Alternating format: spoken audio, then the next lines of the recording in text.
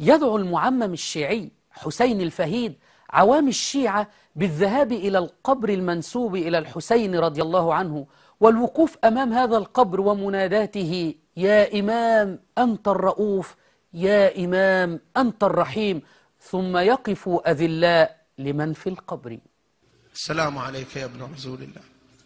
شوف استشعار هيبة وعظمة المعصوم، وأن المعصوم هو الرؤوف وهو الرحيم.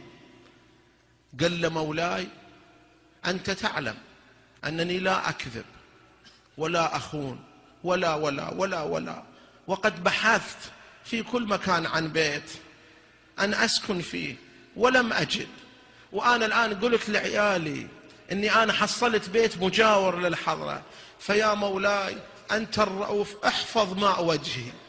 ماذا العلماء الشيعة أوغلوا في الشرك؟ هل يجوز مثل هذه المناجاة وهذا الذل والانكسار في الدعاء لغير الله سبحانه وتعالى؟